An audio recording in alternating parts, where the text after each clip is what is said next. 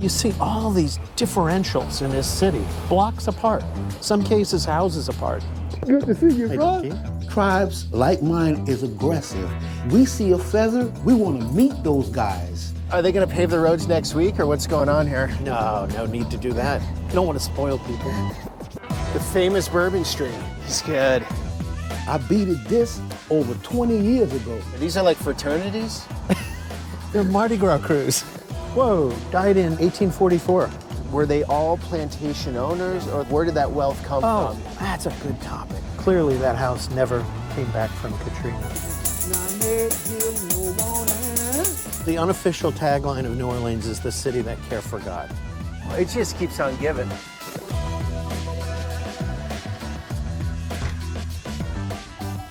Good morning, guys. Here in New Orleans. First impressions. Quite a wild place. It's my first time here. So today we're gonna meet up with a local who grew up here and said, Peter, I can bring you on a tour, show you a New Orleans that most people don't know. Christopher, you ready for this? I'm ready. So what's living in New Orleans like? It depends on what decade it is, right? So in the 1980s, it was rough. But in the 1970s, it wasn't. In the 2000s, after Katrina, it was great. So when and for who? Like for me, it's different than a lot of the people that maybe lived a block away. So that's how New Orleans works, huh? It's just block by block. House by house. House by house. Oh yeah. Okay, so this neighborhood, where are we, Midtown? This is Mid-city? Esplanade Ridge. You could call it mid-city, yeah. Okay, so what's the story here? This is a nicer neighborhood? Definitely.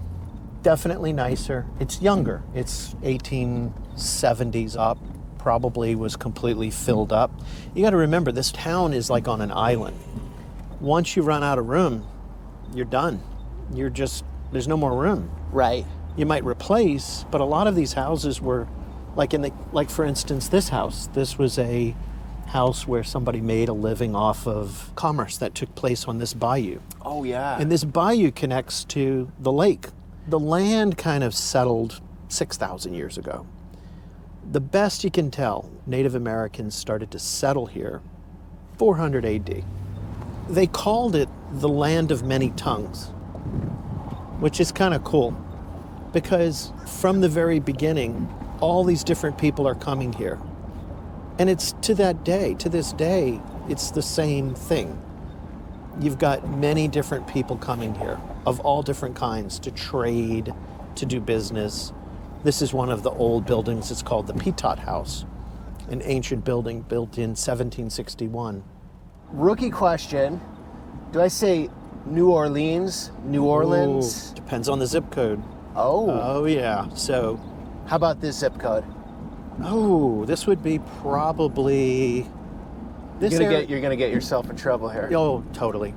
This is probably New Orleans. New Orleans. New New Orleans. Orleans. New Orleans. New Orleans. Okay, New Orleans. Some areas it's going to be more New Orleans. Some areas it's going to be New Orleans. New That way. Orleans. That's like deep south accent?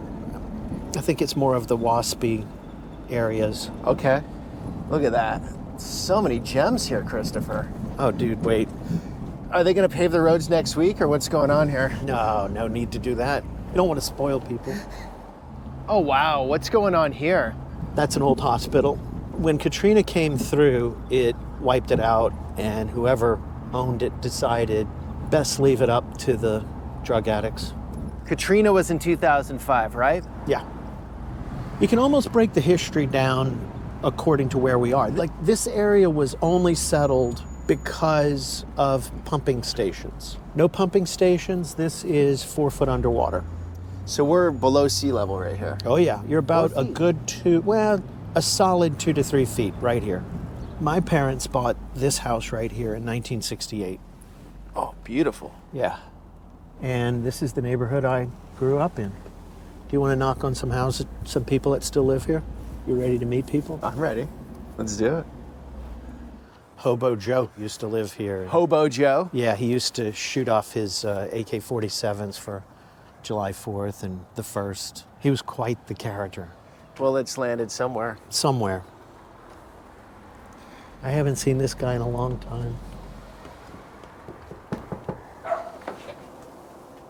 Hey, man. Hey, neighbor, oh man. What up, bro? Good to see you, Hey, bro. Dickie. Fine. Hi. It's How my you friend doing, Peter. sir? How you doing, sir? All right. Good to meet you. What's your name? Ken Powell. Ken Powell. Peter Santenello. All right, Mississippi. Man, what you doing in Mississippi now, man? Man, I like it. How's your dad? My dad doing fine. You know, he just made 83. Damn. Y'all want to come inside? Look, I don't have nothing to eat, but now what's something to drink. That's all I got. No, But I man. got something for you. Hold on. All right. I'll be right back and get All it to you. Get back, get back. Ken, is you ever seen these big cranes Yeah. that are like take big cargo stuff off cargo ships? Yep. That's the guy. Now, this is mustardine and half strawberry wine. Ooh. Now, don't drink it hard. Now, drink it sipping. I'll be here today. Well, put it on ice. Put you some ice in it. But don't drink fast now, cause No, man, you sure to give. This isn't rare, huh? Your dad's not. This isn't like the last one. I'm not taking it. No, indeed, man. Don't worry about that. All right. I knew his mother and father. No, not the father that well, but I knew his mother that well because she used to sit on that corner right there and doing her plants and stuff. And I used to go outside and I walk down there and talk to Miss Camille, and I just sit Miss down and Camille. talk to her. I would sit down and talk to her. We just talk, And I like talking to older folks, older people, because you learn a lot. Yeah, that's true. They have a lot of knowledge to give you. They have wisdom. Right. So, what do you think of New Orleans? Well, New Orleans is forever changing. The older people are dying out now, and Yeah. the younger people coming in. It's just a tremendous change. For the better or for the worse? Well, I would say Depends, it huh? Depends. And just like this neighborhood here, we got a lot of older people, and it's from here all the way down to the end that live in these homeowners here. But as they pass on, give it to the younger generation, it'll start changing. You know, it's the problem is when they sell it to these out of towns. That's right. That's right. The Yankees come in and Change everything. toss the salad. Right. Toss. Change Raise the everything. taxes. That's right. Guess how my Wait, his house is? Well, you think you told me this 2 years ago, so it's like $1,500. No. 3,100 out there. 3,100. 3,100 in taxes? On this house, this home alone. Now I got 34 acres in the state of Mississippi with a nice house on it. 34 acres. My taxes were $390. Yeah. Okay, how many square feet is this? Just right at 1,700. When I first bought the house, my taxes were like $900 some dollars a year. Yeah. Hey, I've seen your taxes be put to work with the roads. I mean, it's going right into the asphalt. No? No. Not happening. One has been, No, but it's helping a But lot. hey, your road's not bad, actually. But look, this is when you get into these issues. Like your taxes are paying for the fact that our bigger government, they haven't invested. right. They never paid for schools, never paid for anything. That's correct. You're talking about the federal government. Yeah. That's right. My son just graduated from college. Did he sound UNO. Yeah. Engineering. He got a degree. Oh, He congrats. finally graduated. My baby, Congrats. This last one. Are you a proud Yeah, father? yeah. Oh, 5. 3 girls and 2 boys. Now, I don't have no problem with the boys. It's just them damn girls. Yeah? Money, boyfriend. I'm dead, I'm short. Wait, that means they're supposed to be paying. The boyfriend's supposed to be paying. It's Wait, changed. wait, you're saying the boyfriends aren't paying for dates No, these days? the girls What's are up with paying. that? It's The a girlfriend- flip-flop. That's not right. Yeah. See, when I dated my No. wife, I had to date. Where's the style? No style. Come on. When I I thought dated- in New Orleans that No, would be still when going I dated on. my wife, I had the pure date. Oh, yeah. Yeah. The flowers. Knock on the door and everything. Meet the mother and father. I don't even know the guy. I don't even meet him. How do you feel when, say, a guy comes up in a lowrider car, bass pumping, 6'7", I can't say muscular? nothing. I had to be quiet because guess what? If I don't be quiet, that's the one she'll want. So I don't say anything. Hey, how you doing? Keep my mouth. Yeah. So Yeah, you have to learn all that. reverse psychology. Yeah, you reverse psychology. You have to learn all that. Jedi mind tricks. Right, Okay, right, I don't have right. kids, so I don't know what I'm talking about. Wait but- till you get them. Yeah. Good talking Hey. to you. Good to see you. Tell your wife I say hello. All right, yeah. man. Yeah, and the kids. Thank you, Yeah. man. Thank So you. we're still surviving. Ken. And I'll be in the Nice country. meeting you. Not this weekend. Next weekend. Text me. I will text you. I got something for you. Hold on. When you moved here,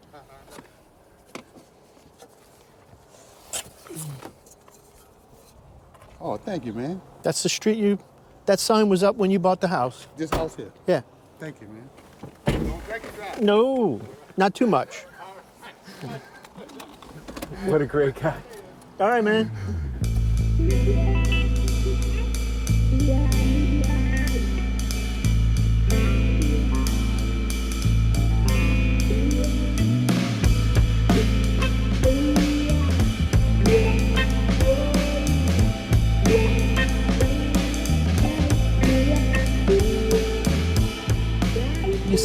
these differentials in this city. Yeah. In one place. Yeah. Blocks apart. Some cases, houses apart. Wow, look at this architecture. This is impressive. This is a doctor. This used to be my grandmother's doctor right here. What is that? That's the Brown Mansion. I've been in that monster. It's owned by a lawyer. Okay, interesting. Even in the rich neighborhood, they're not paving the roads. No, they're not paving the roads. Not But a isn't concern. that like 101 as a politician? No matter how corrupt things might be, if you keep the roads paved, you sort of keep people happier because they're on the Yeah. roads every day. Yeah. It's something they notice. kind of right? like schools, police, and roads, basics. We prioritize different things. The problem when you talk about this place is every sentence has to end in the word but. Okay. This is a fact, but there's an exception. The unofficial tagline of New Orleans is the city that care for God. We were forsaken, but this is where the wealthy live. Yeah, I can see. And it's a sliver. This is dry ground. If we go this way, it's not dry ground. So when Katrina came through, this was not getting This flooded. was not getting flooded. Okay. This one's up for sale. This is modeled after Terra. the What do you think plantation. that's going for? $3 million. Okay. Relatively cheap compared to a lot of other places. Oh yeah. Yeah, that would be a fortune. This in so woman many used to other run the cities. archives in the city, and she's been there quite some time. This is a fun one right here. We should just kind of take a look at. They call this the wedding cake house. That's a beauty. That is a beauty. That's one of the real special houses. So, as someone that doesn't have much experience in the South, even though I live in South Florida, which is, as they say, the more south you get, the more north north it you is, get, yeah. right? The history of all these homes, were they all plantation owners, No. or like where did that wealth come from? That's a good topic. Because that's what I hear a lot in my southern videos. Merchants. These Merchants. are merchants. New Orleans, not a single shot was fired during the Civil War because these merchants didn't want anything messed up. With their trade. Yeah, they figured, yeah. look, once all this settles, we're going back to work. And in fact, the city became more prosperous.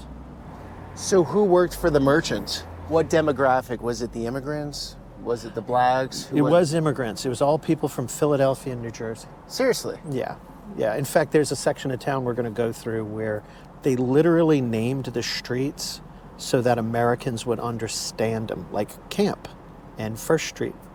Because all the names were French before? Yeah, a lot of these names were. This is the area where we're on St. Charles. This is State Street. There's streets that are named after the Muses. We have a Mardi Gras parade, in fact, that deals with that. So when people talk about safety in New Orleans, it's always been one of the technically most crime-ridden cities in the country, right? Yep. Most homicides per capita, or in the top 5, something like that. It was founded upon a lot of trouble. Yeah. Okay. So neighborhoods like this are immune to it? They're safe? Car is it- break-ins, Okay. robberies. I had a childhood friend who was shot and killed near here. And here's a good point. Here's the big Catholic university, Loyola. Wow. A lot of out-of-towners coming here, and they'll leave the car unlocked, right? Okay. And then right next to it, Tulane University, at least 50% Jewish. Not always was the case. There used to be a lot that lived here when it was a merchant city, Right. and not so much anymore. This is our only private street in the entire city, right here. Private street. Okay, you Yep. need to go through a gate. Can't go in here. So what's down there? Just really Well, wealthy places? Yeah, Bob Dylan lived in this neighborhood one time. Drew Brees lived here. It's very class orientated here. Yes, absolutely. It's centered a lot around Mardi Gras cruise. Like, let's say this. Let's just put it this way. You can get into some Mardi Gras cruise. You'd be allowed. Just pay your dues. You can go in the crew. Harry Connick's crew. He'll more than welcome you. You know Harry Connick Jr., musician? He has Orpheus. It's a really successful, very positive, great crew. You and I can get in that. You and I can get into Bacchus. Might take a little bit of work, but we could get there. Maybe, before this video, I could get into Rex. Maybe. We killed it. But both of us, You're not going anywhere now after this. have no chance of getting into Comus, Momus, blah, blah, blah. I don't even know what you're talking about. These are like fraternities? What is this? They're Mardi Gras crews. Cruise, like your pack that you're with, sort of. Your gang. Your gang. Yeah. So your rat pack, and then you go and eat at And night we're gonna- together, and Yeah. you have a celebration together. Yeah. Okay. You kind of like. I've never seen Mardi Gras, so I don't. I would I'll have to encourage. come back for it. I would. You know what? It would really be something is to get your viewers to go watch the Rex Comus Ball video. Takes about 3 hours, Okay. and the real challenge is to stay awake for it. Okay. So you're trying to kill my channel. is what Yeah, you're if you had doing. killed the Okay. channel, yeah. Thank you. I'll kill your ability to get into different camps, and you can kill my channel. I don't think I don't think I have any chance.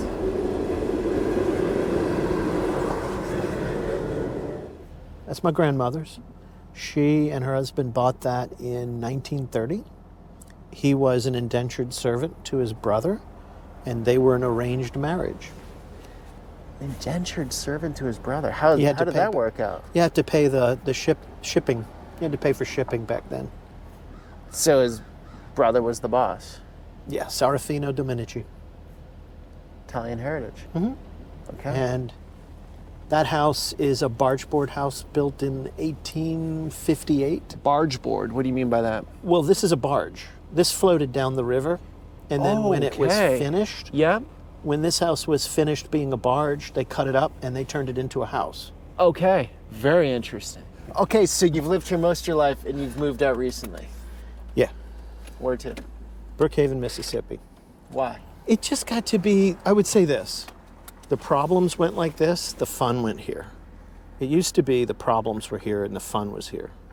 And this is Okay. a fun place. But it just got to be too much. And come on, I'm not, how many times can you go to Mardi Gras? How many times can you go to Jazz Fest? It was just got to be, let's go do something different. Okay. Life's short, right? Okay, so you just And- want to be in the countryside. Yeah. So we have a farm, an old house. It's 150 years. Ah, that's great. And my front yard is about half a mile. And I look out and I see cows and donkeys. In the morning, you see turkeys and rabbits. But you've always been a city boy. Yeah. Is that a tough adjustment? No, it was easy. It was incredibly easy. I tell you what really got me, there was a breaking point. We ran away from the ever latest hurricane. When we came back, I had to try to do business without power to my house. Okay. It had been 5 weeks. No, we ran 7 times in 2 years and had no power for 5 weeks during those 2 years. No power. Running on a generator, Okay. charging your phone, trying to keep a refrigerator alive. It just gets to be like, okay, I have to somehow make money. You're working in business consulting? Yeah. You make your money online. Yeah, but it just got to be too much. In reality, I think that where I'd like to get to is to be able to have something here and then something there. You've only been gone a couple years, right? Yeah. This is a great neighborhood. This is our commerce street. This is more locals. People live here, they come here, they shop here. It's this really is local. nice. Very creative. And it goes on for about 6 miles. I'm sorry, who owned this? 9 Inch Nails, dude. Trent Reznor. Yeah, right here. Oh, nice. Pretty Hate Machine. Remember that album? Yeah. This is the Garden District. Now we're in the 1830s. This was the second subdivision of the city. Look at this one. This one's getting fixed Oh, up. wow. Beautiful. So people are moving in, or what's Yeah. going on? Oh, yeah. It's expensive to live here. For the most part, a lot of these are single residents. There's a lot of cities where this would be carved up, turned to apartments. This was Anne Rice's house. She used to write up in that room right there. When she lived here, I remember going in it. And yeah, she wrote some of her classic books were written in that house. You've been seeing a lot of the same for well over 4 miles. Now it's time we're downtown. And we're gonna go into a different part. We're entering into what's called the warehouse district. A lot of it built by people from the Northeast. That will then lead us to the French Quarter. We're very close to the quarter now. Whoa. Wow. They're working on it, Christopher. Oh, yeah. They're working on it. That changed pretty quickly. I mean, isn't this kind of everywhere? Yeah, it is, really. This is the warehouse district. There's still some machine shops, used to be warehouses. This is once a cigar factory right here. Is That's shipbuilding beautiful. a thing here? Used to be. It used to be a place right up the river, a major Navy shipyard. Yes, ships used to be made here. Not anymore. There were some neighborhoods built, but more or less this is, I want to say 1820s. This is the former Economy Iron Works. I mean, they used to do ship parts. What are the big businesses here in these high rises? So let's say this, 55% of the economy is tourism. So For the whole city? for the whole city. Oh my God. In the 80s, it would have been 60, 70% oil related, Okay. or at least something high like that. Oil's gone, that went to Houston. We had a population of about 700,000 in 1962. Today, it's 350. Half the size. Okay. All of this infrastructure was built for twice as many people. It was a very, mindset-wise, very results-driven place, very focused on business, the opportunities of the river. And then it kind of shifted into what it is today, which is more empathetic, hospitality-driven, more social. This is ground zero, in theory. This is where the Native Americans set up camp to trade, somewhere long, long time ago. And the reason why is, remember Bayou St. John early on in the video, where you're staying near, Yep. right? Right behind that big church, which is called the St. Louis Cathedral. You go back 20, 30 blocks, you now are the entrance to the lake. This is the river that drains 1.5 million square miles. Every 18 seconds, I know you're gonna love, stats, right? Every 18 seconds, the weight of the Empire State Building rolls by us. Wow. So you're draining like a third of the country. All the way from, this water comes from Canada. It comes from Ohio, Pennsylvania. So does the products that are, right? Think about the products that are Sure. coming from it. If you put the city further down, it's unstable. If you put it further upriver, somebody else owns it. And we're going to think back to 1700s, right? The American Indians knew this was important. So the French said, thanks, we'll take that. Put some cannons up, we got it. Now we own it. They understood this massive river draining something important, right? It's pretty big. It's bigger than the Rhine. It's bigger than the Seine. It's important. That way, about 100 miles is the Gulf of Mexico. That's the entrance to the world. So you've got this massive breadbasket meets the world right here. And the next big city is Memphis, would you say? The Mississippi? Baton Rouge would argue it's the next, but yeah, the next big one was Baton Rouge. After that is Memphis. But remember my grandmother's house? It was a barge, just like these are barges over here. They would come down the river, and before steam power, they couldn't get them back up the river, so they'd cut them up and make houses. That's how important the cargo was. And that cargo is warehoused here. This, in a way, is a big Amazon warehouse, if you want to think of it that way. You're putting all the food, the pelts, all these things that come from upriver are brought here, organized, and then they're put on sailing ships and they go to distant lands. Okay, these days, does New Orleans benefit from the river? Because Yes. there's not like a tariff. So there's a barge coming from Memphis, right? Let's just say, for example, and it has to go through New Orleans out to the Gulf of Mexico. Right. And it just goes right through. What does New Orleans get out of that? Oh no, the barge can't go in the ocean. Okay. Look at this ship right here. See this barge? Okay, everything has to go on the ship. Yeah, And that's controlled in this area. that's controlled here. Gotcha. Oh yeah, the transit, we can't pass this up. This is where slave trade really takes place. Remember we talked about merchants. Up until 1807, when it was declared illegal, before then, this is where you brought people. But there were a lot of freed blacks too, right? Oh, that's a good one. Under the French and Spanish rule, you can earn your freedom. You can buy it, give it. be granted it. In New Orleans, about 19% of the population were free people of color, Okay. and that's about double the normal rate in the South. Now, I think what's interesting, that does impact the politics even to this day, that there were people that were just better off.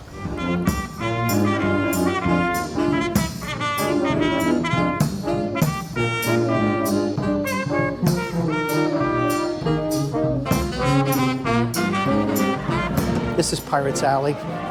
Look at this natural drainage system.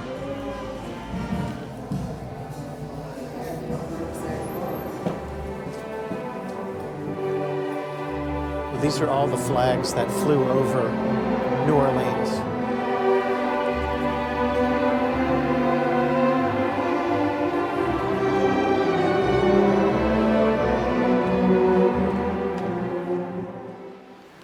So, Louis XIV, King of France, he led a lot of crusades, to the Middle East. That's him up there. He's a saint, but he was also King of France.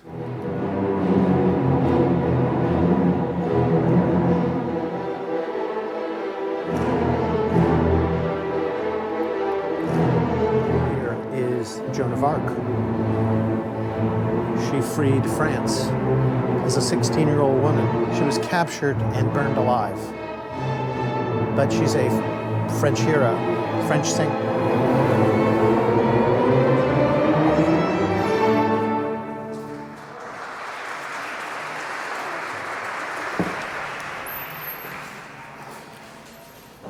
Christopher, clapping in a church. Never heard that. Well, we're New Orleanian Catholics. There's a few rules we don't follow. Ever since 300 years ago, the religious people that would come from France would complain. I mean, you got to realize, who did they send over here? They sent over... Just the pioneers and the riffraff, right? Ooh, it was bad. So Catholicism, even to this day in New Orleans, is maybe a little different than it is, say, elsewhere. It's more relaxed, it's more easy. Christopher, what is this design style called with the porches up there? Well, this is really from the Spanish. This was all rebuilt because the whole place burned down in 1788. And here we are. The famous Bourbon Street. Yeah. So at night, it's just pumping here, huh? I have literally stood here and during Mardi Gras, picked up my feet and kept walking. That's how packed it was, how dense. So this is the tourist zone, right? Like, Yes. This is the strip of Las Vegas. Yes. Yeah, it's what people know. It's fun to walk down Yeah. at night.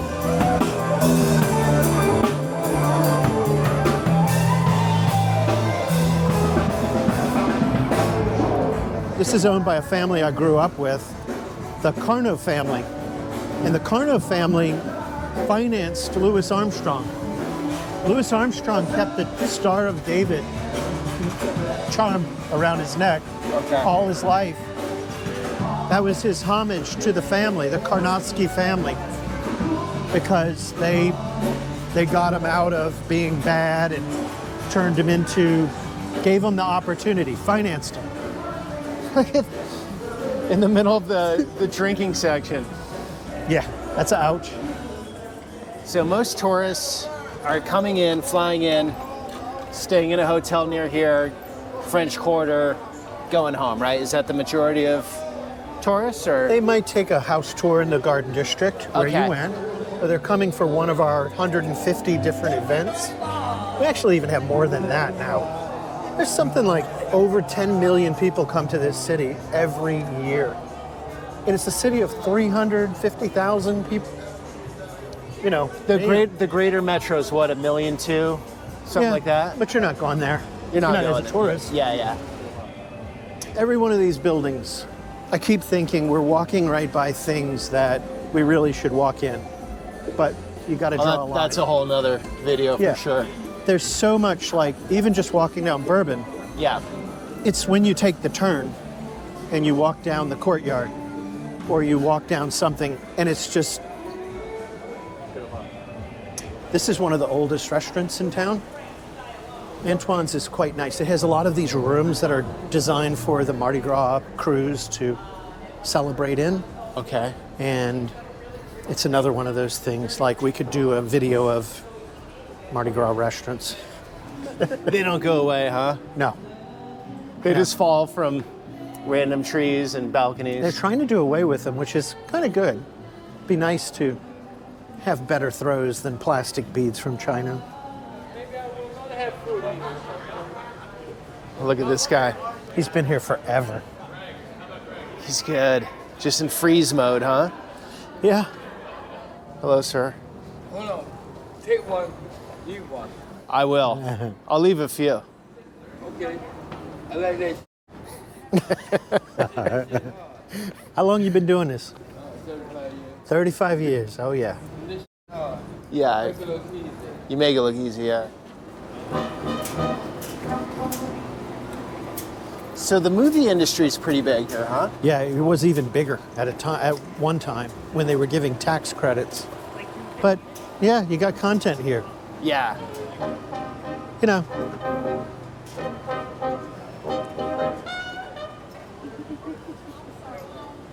I can remember when I first used to leave town, Yeah.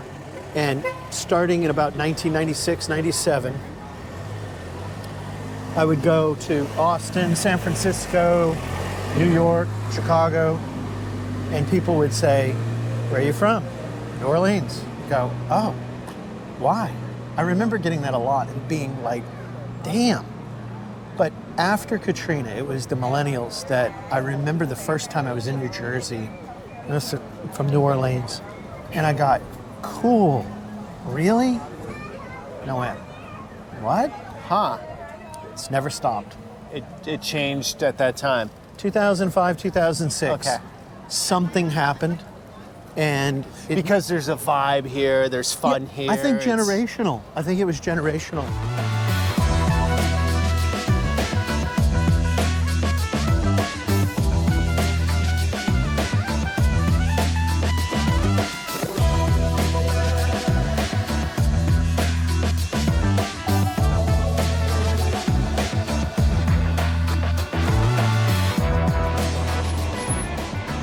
Did you check your door? Is it locked right? Thank you, sir. Thank you.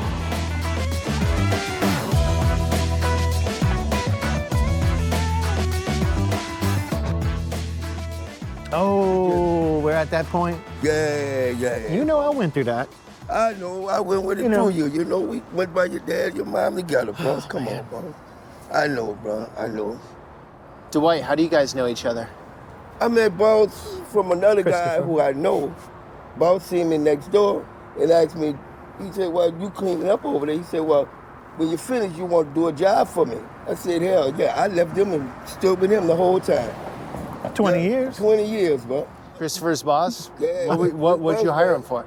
His boss- Man, we've been doing all kind of you all kinds of moving, stuff. Move, painting. We made a man, I painted table. the whole house. Yeah. You painted this whole place? his No. house. Oh, okay. Yeah. Okay. But we did a whole lot of stuff. We built a lot of chairs and we built a whole lot of stuff, huh, boss? Yeah. Tell me about that time in Katrina. Remember when you went to Oh, yes. when you went to I went to Arkansas. Arkansas? Oh man, it was bad, bro. It was real bad. But the people out there, they wasn't all that.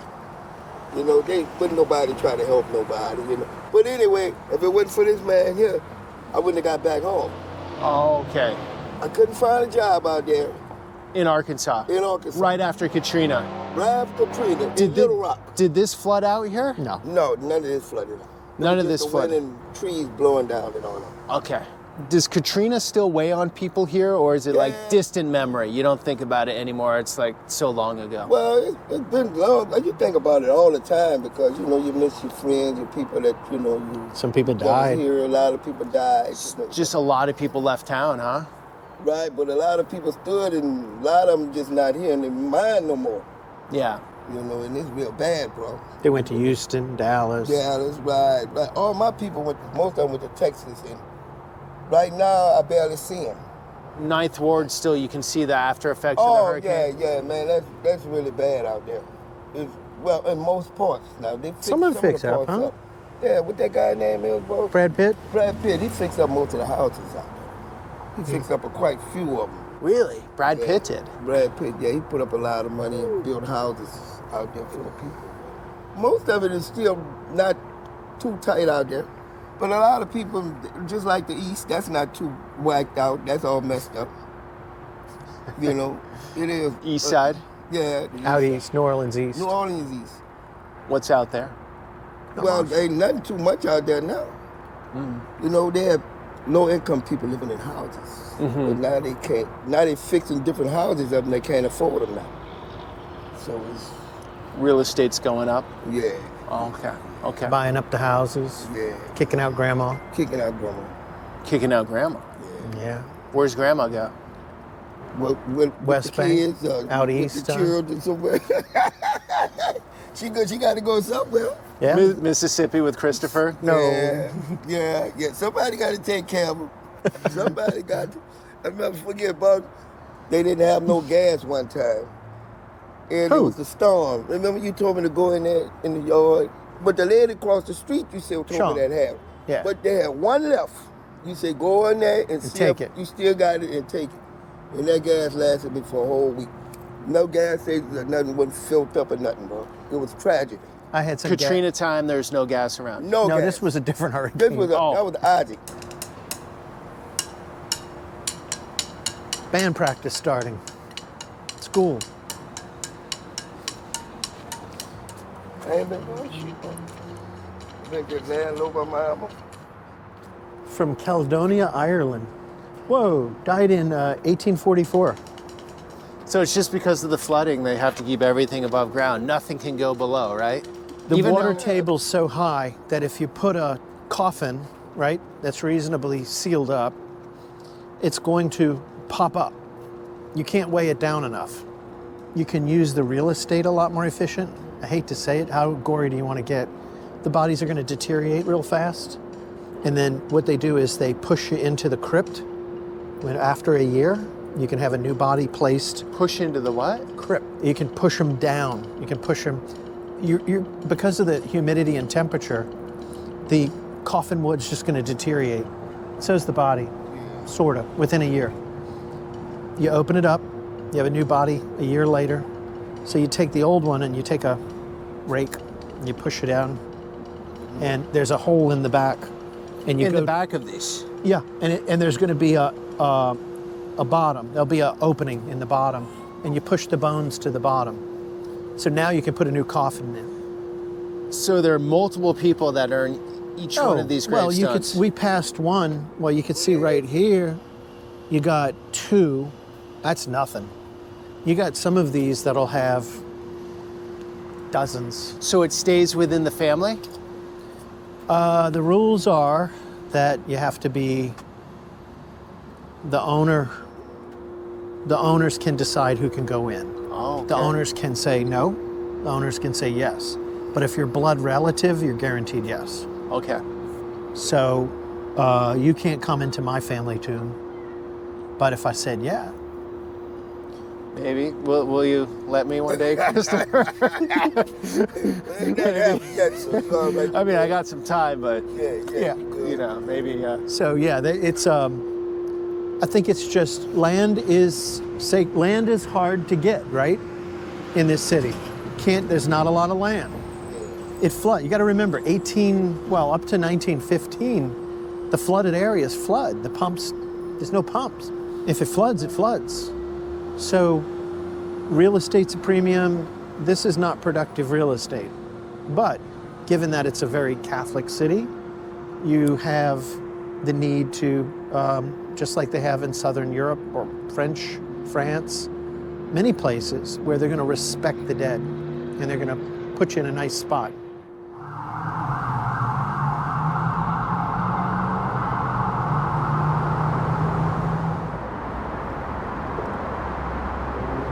How much of the city do you think is living off government money? 50% on the high side. 50%.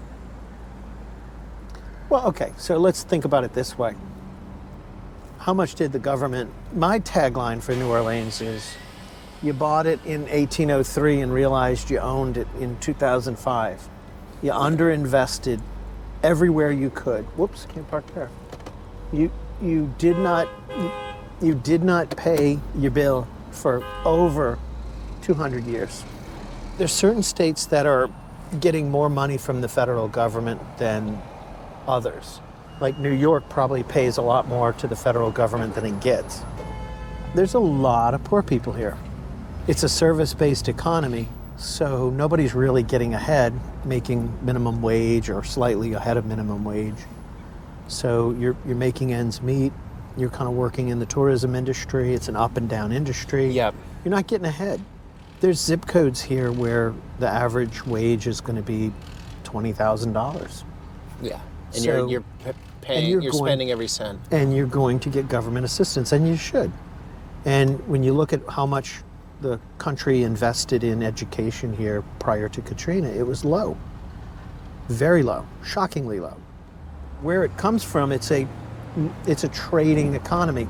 Like when we saw Ken earlier today, he works in the business of the port, things that flow through the port.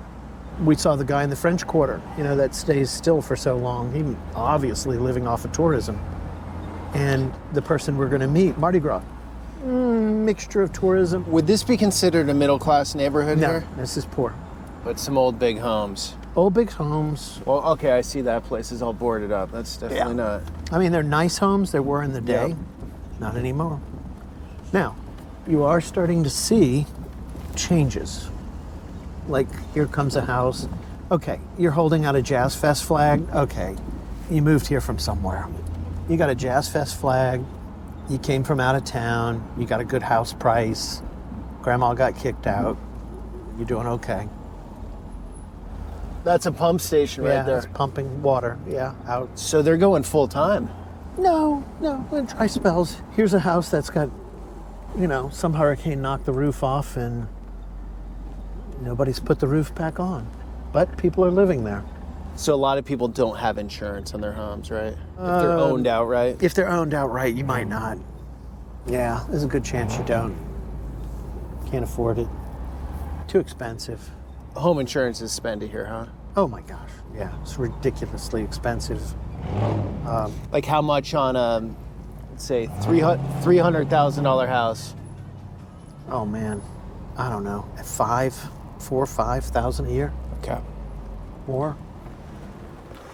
Just to close that conversation out, you were saying your friend who taught here, they had to close down the school. You were saying off camera because of what? It was a crazy story. He would run into situations where when the kids just got tired of being in school. Now this is pre-Katrina, where it was a little bit more wild, but there would be holes in the ceiling.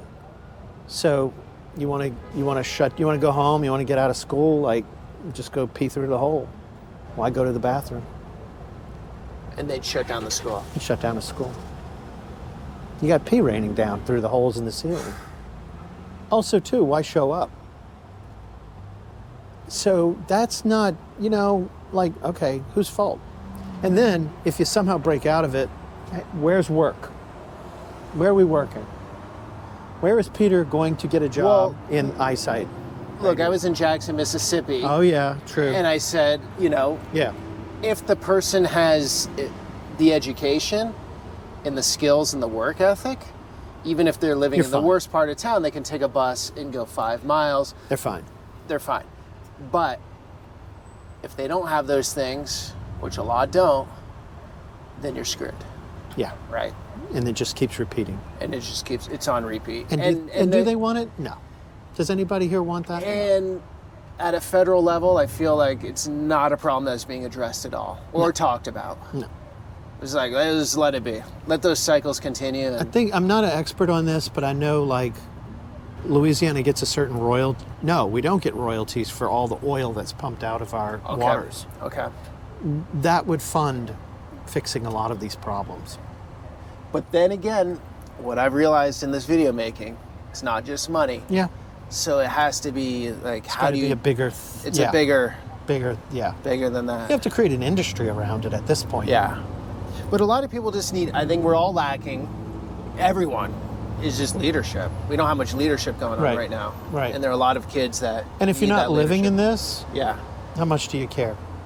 Are you coming here? Are you going to be here? Are you going to try to? You are stay in your, you do your best to get in your bubble and stay there. You stay in your bubble. And Yeah. Tough. tough.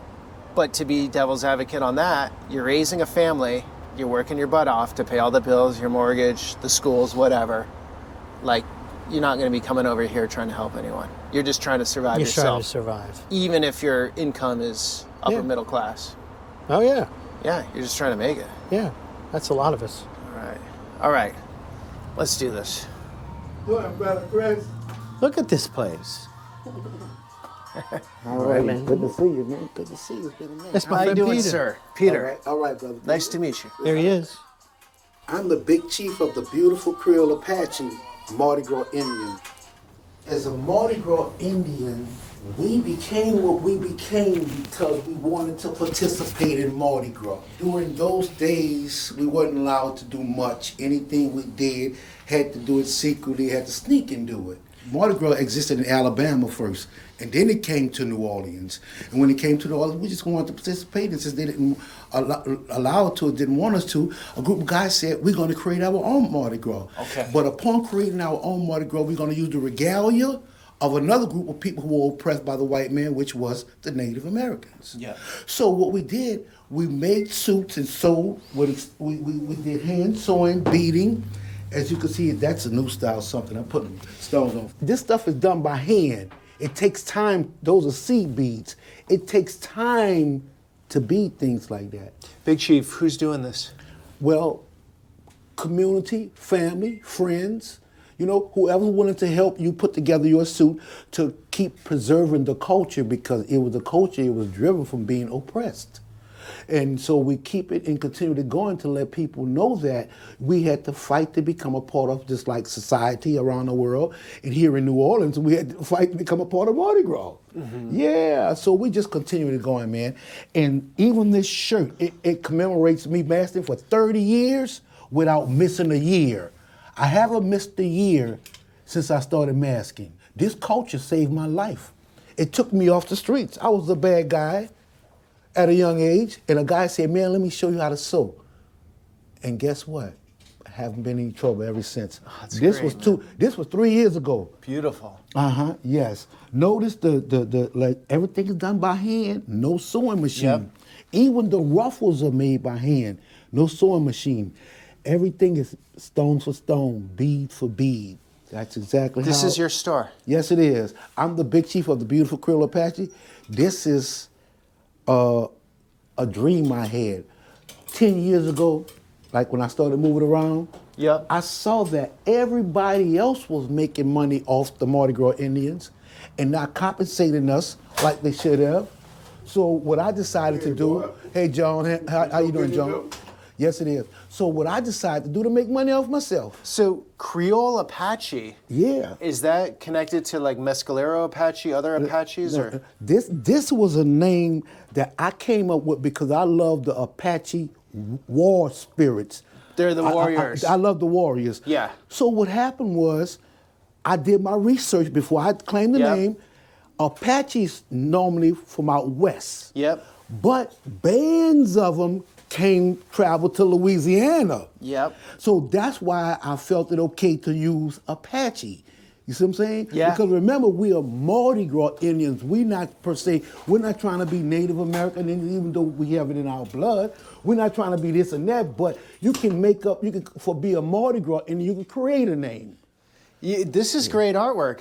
Who's doing this? Yeah, I'm doing the graphics and everything on everything. You're doing all that? See.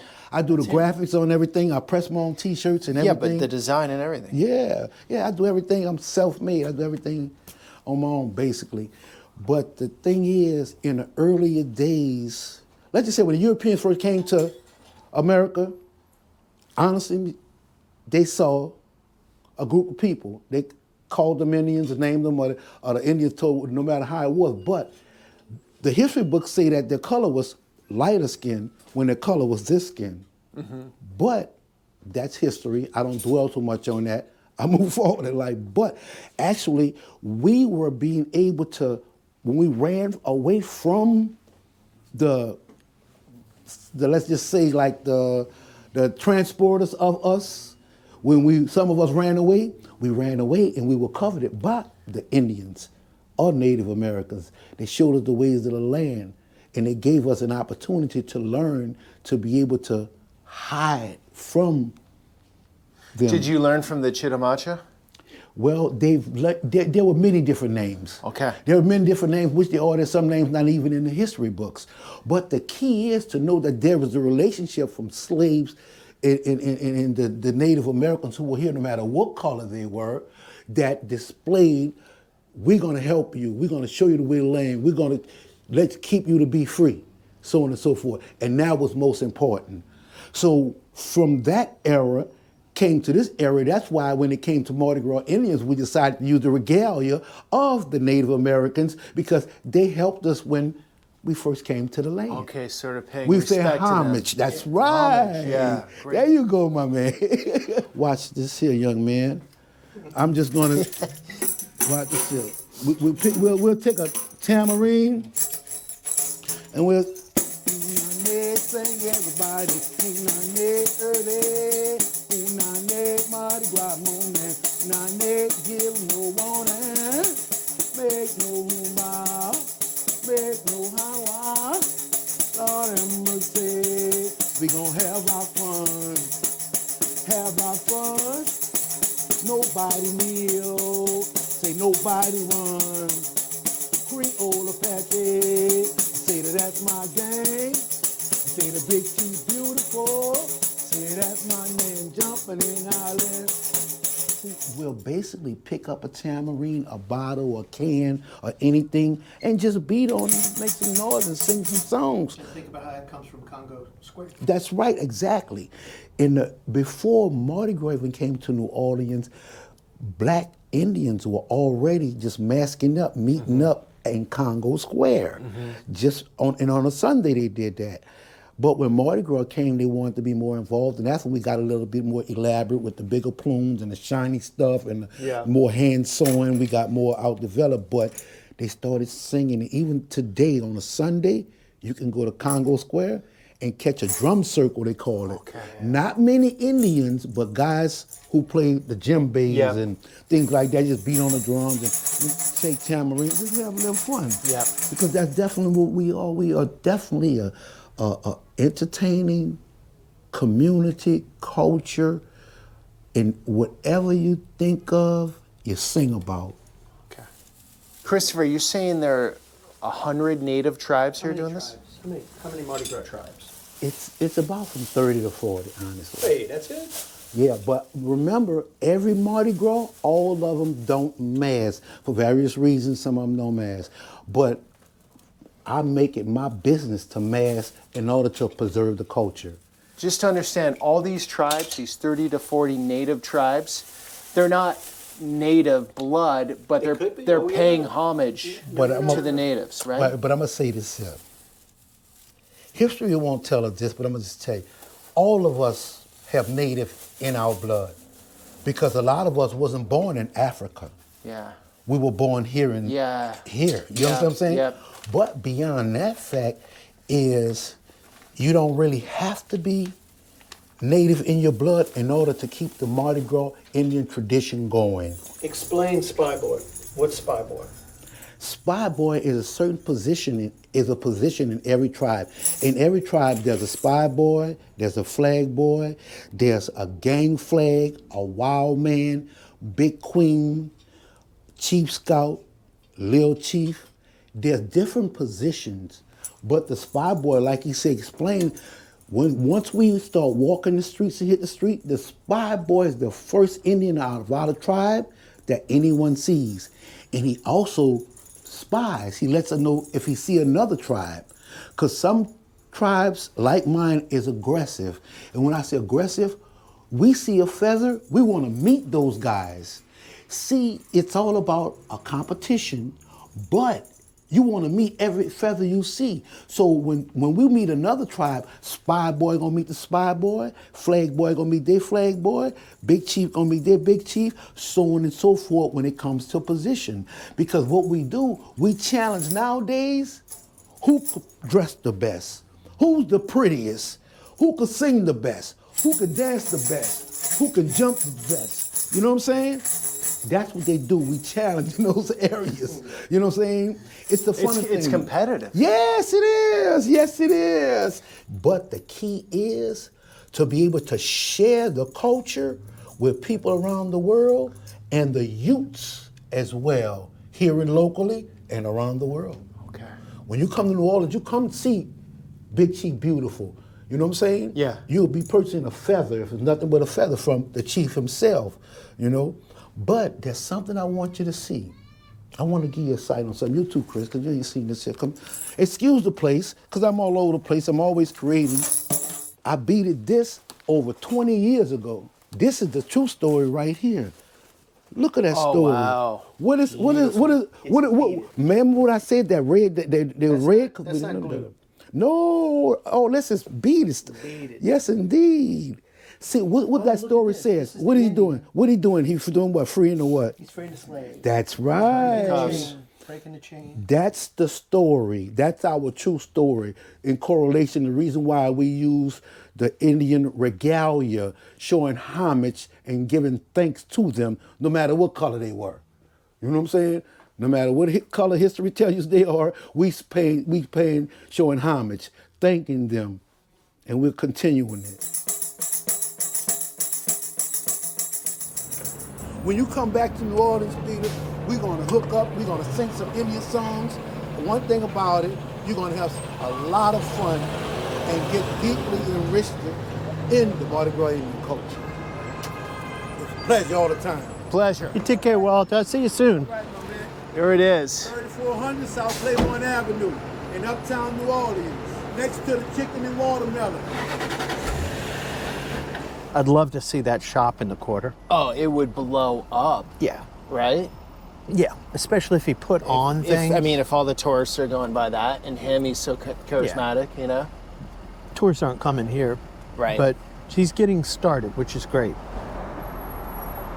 Was this heavily flooded? Yeah. In Katrina? There's worse. So the 9th was the worst, and that's where we're going, That's right? where we're going. The reason why it was so bad is because the levee broke here. And so Okay. this flooded bad, really bad. Out here flooded really, really bad. This is 15 feet underwater. So this area, there was a break right here that got really bad.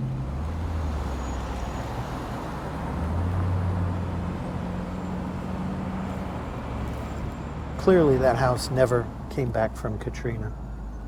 Yeah. Yeah. That one did. Oh, That's that one probably did. new. Yeah, for sale. Yeah. So how far under were these homes? Oh, to the roof. 10 feet. So this is where I remember the footage at the time. Boats are going through the streets type stuff. This is it. This is bad. This is where it was happening. Yep. You see how the houses were raised? The government paid to raise your house. FEMA came in heavy here. Oh yeah. When they raised, you can see the air conditioning's up high. They raised the houses. It just means that All right. when the next time it happens, You got a little better chance. you got a little better chance. This is the Musicians Village area. Oh wow, okay. Something I did not know. The People of Qatar. Wow. Dave Matthews Band. Texas Roadhouse. So they paid for this. It's still, unfortunately, something of a food desert. Chips at the mini mart type food. Yeah, I don't know. No where grocery stores, I do right? not know where the nearest grocery store is. Yeah. Wow.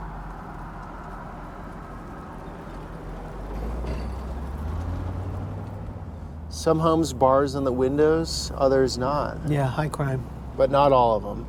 Well, no bars. You're probably sufficiently protected in other ways. If you look at a crime map, it's pretty intense and it's violent. It doesn't mean that everybody's like that. It just means that it's something that's not getting the right kind of attention.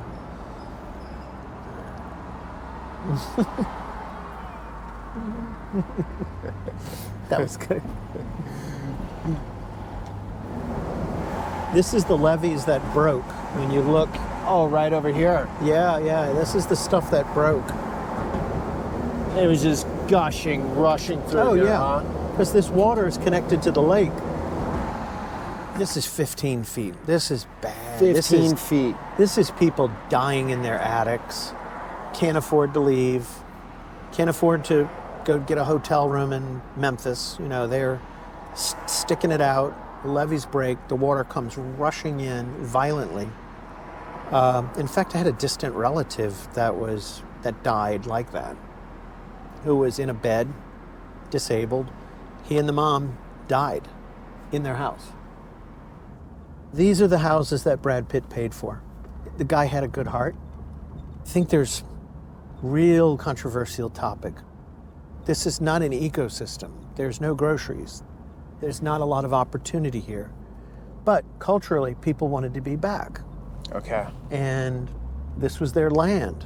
And here comes a lot of goodwill, good meaning to go build this area back. It is now that I think there's lawsuits, there's stuff about that these buildings were built defectively, shoddy, too quick. There's one right there? Yeah, that's one. And that's not getting built high off the ground either, like this one is. This one's prepared for the next flood, right? But you look at the rot. Hold on. Yeah. So this building right here was built right after Katrina in a hurry. Okay. Look at that porch. So the water's come up there again? No, No? it's shoddy construction, poor materials. The street looks nicer. Yeah, this actually looks much better. This looks way better. There's a lot of space here in the Ninth Ward. Well, there was once a lot of houses. Okay, so they just They just removed didn't come them back, and put the grass back. This is the levee that failed. Okay. This failed. Now picture, okay, I don't know how well it optically shows up on video, but you know, our heads are a solid 15 feet Yeah. above the top of that wall. Yeah. That water was coming over the top. It was already Oh, brimming. wow. Yeah. Oh, here we go. Here's a nice little marker. The breach of the Industrial Canal and others during Hurricane Katrina created a pivotal moment in American history when flood walls designed and built by the U.S. Army Corps of Engineers failed. Yeah. So these are all rebuilt and they're done right this time? Yes. So this is when I was talking about investment, right? So you didn't invest in the schools. The levees that existed here, the pilings did not go down to what they call refusal. Uh-huh. They were put in the ground, but the minute the water pushed here, they just bent over.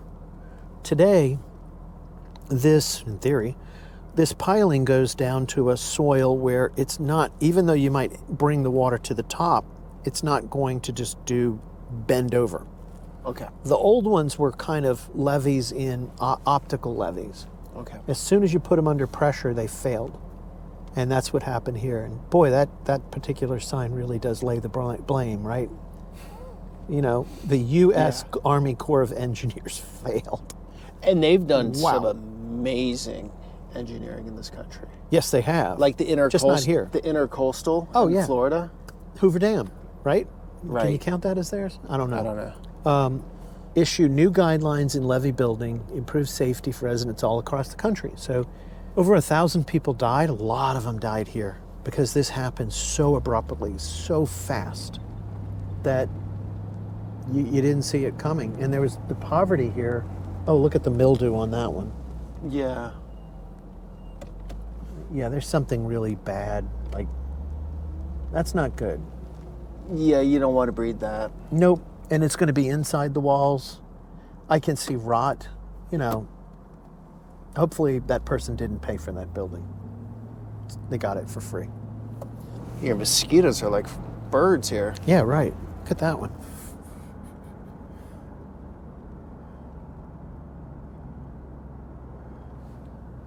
I gotta say, the roads are better here than in the nice neighborhood. That's True. That's interesting. Yeah. Look, a little garden, good intention. That didn't happen.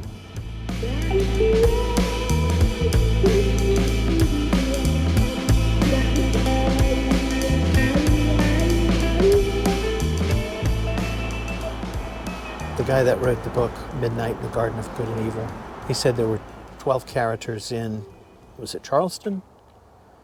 Then he did the book in Venice, and he says it was about 100. And he says, I am so confused on where to start in New Orleans. He says they're on every corner. Right. And he never finished the book. Okay. He got an advance, never finished the book. And he moved here, and his intention was to move here for years to figure it out, and he never did. And that's what keeps a lot of people here, I'm sure.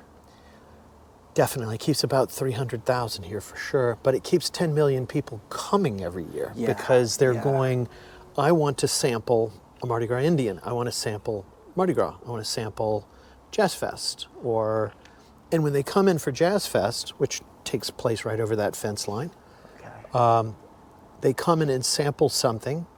They might go to the Quarter for a night. They might go to, they'll touch on it for 3 or 4 days. And then they're gone for a few years. Yeah. But then that's their version of the city. Yeah. And very little chance that they're going to walk into Walter's store. Yeah. Or walk into some of these neighborhoods or meet some of these characters. And yeah, there's quite a lot of them. Yeah, let me put this down because I want to shake your hand and thank you. Christopher, that was awesome. Thank you so much. Appreciate it. Man. No way I would have gotten that on my own, and I'm going to have a lot to think about. My head hurts a little bit. I took in a lot of information today, so. There's certain things you need to come back for. Yeah, fact. All right. Thank you for doing this too. Yeah, no. And giving it a fair shot. Guys, this is part of a greater Louisiana series, actually only southern Louisiana. I was out in Cajun country and now here, so would love you to see those videos. I'll have those down below somewhere, and also the businesses today, links down below. Thanks for coming along on that journey. Until the next one.